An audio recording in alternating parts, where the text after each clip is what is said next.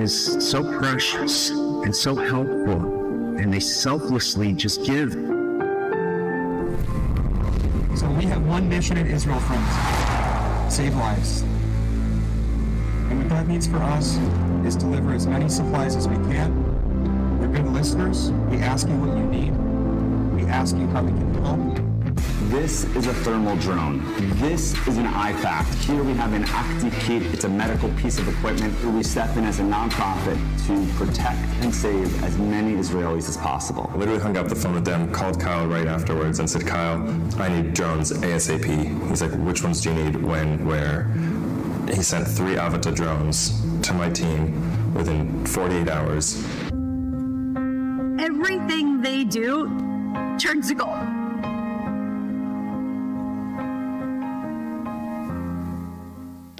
Thank you, everyone. It's wonderful to be here.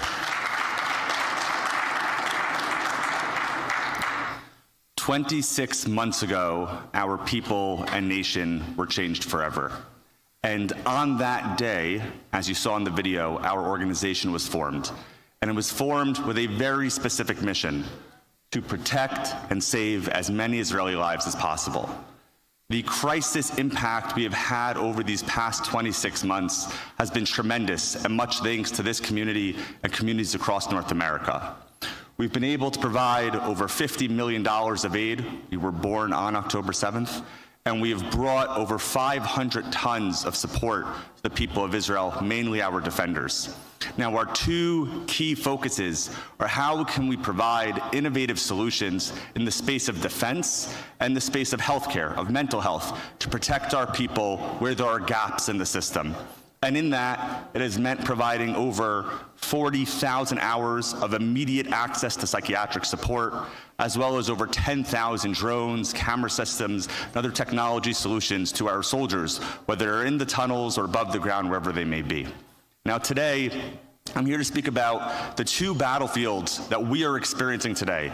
We have spent 2 years in the field with mental health professionals, soldiers, first responders, and civilian guards. And what we see is that the battlefields of the future are that our people's mental health and our community's domestic security. When we speak about mental health, we see stuff in articles and online, but what I have here today is the most up-to-date numbers we could put together across the government and non-government agencies. The numbers are hard, so please bear with me. These are recent numbers from this past quarter. 15% of Israelis are experiencing significant mental health duress. 500,000 Israelis are experiencing PTSD, and 1 million Israelis are experiencing significant levels of anxiety and depression.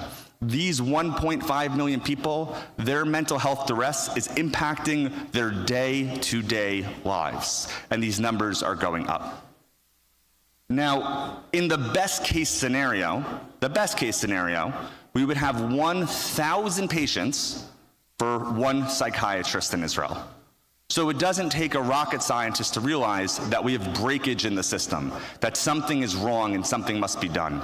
So we sat as a team 25 months ago and said, how can we have an impact here? How can we bring an innovation to the Israeli healthcare system? And what we came up with was a telehealth platform that would provide immediate access to psychiatrists. Today, if you go to one of the 4 HMO providers in Israel, it will take you 6 or 7 months to see a psychiatrist. What does that look like? You just got out of Gaza or Lebanon, your spouse just got home, your parent just got out of reserves. If you ask for help today in December, you will not see someone until June or July. Our platform is seeing individuals in 3 days. In 3 days, we are providing access to psychiatrists.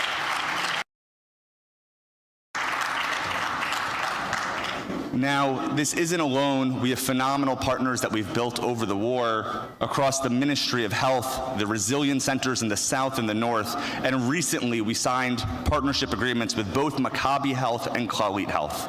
And the results have been very meaningful. We've been able to treat over 8,500 Israelis nationwide and provide them immediate access to psychiatrists. And in that, we have figures, we have proprietary data of what Israelis are experiencing. And you are the first audience to see it, and we're going back to Israel over the coming weeks and discussing it with the Ministry of Health and others for what we must do to protect our people. First is that 83% of people require medication. That means from all of the people being referred to psychiatrists, only 17% have minor levels of anxiety, depression, and PTSD. This is a tremendous number, not one understood by the Israeli healthcare system ever before. What's scarier is that of the 100%, of the 8,500 individuals, 30% require 3 medications a day or more, from 3 to 7 medications a day. This is the reality we're facing. The second harsh truth of our numbers is who needs care. 60% of the individuals we are speaking with are 18 to 45 years old. They are the young, they are the parents, they are the workforce, they are those who are building our country. And the truth, the scary truth, is that this isn't getting better. The numbers are going up. So the reason I came today and the reason I fly around the world in North America, one of the key reasons is to discuss this battlefield, because very often we see it as a silent epidemic. The country is being crushed by PTSD, depression, and anxiety, but too often we are not discussing it openly. As well, the numbers are going up. So if someone thought this was getting better, it's not. The fact is that month over month, we're treating patients in 3 days. So every month we have a new pool of individuals. Month over month, the request for psychiatric care is going up, not down. Because as the stress levels go up and down, people start to come forwards. We must fight this battlefield. The second space that we've been operating in for the last 2 years, as we saw, we've provided hundreds of thousands of pieces of equipment to our defenders around the country, is around domestic security. On 10/7, most of us learned what a civilian guard is. Most of us didn't know what a civilian guard was before. But we saw communities that were saved, and we saw communities that were annihilated. And the biggest difference was if their civilian card was activated on time.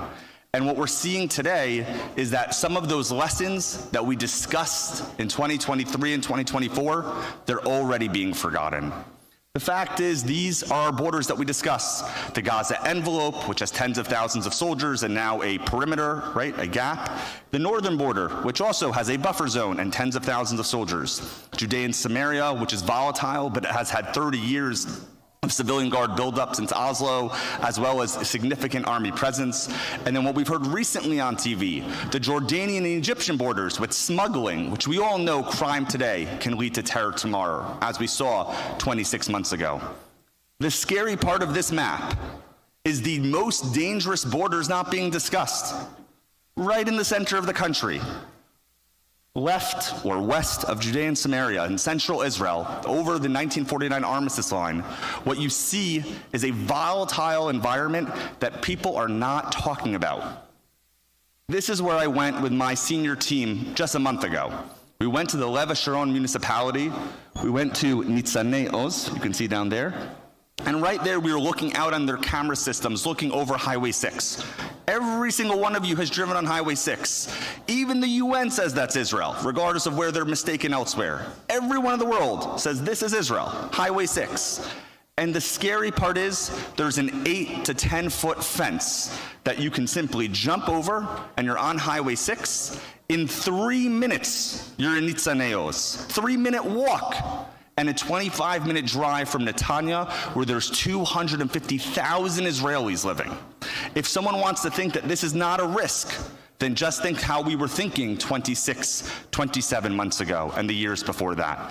This is a critical risk that needs to be discussed.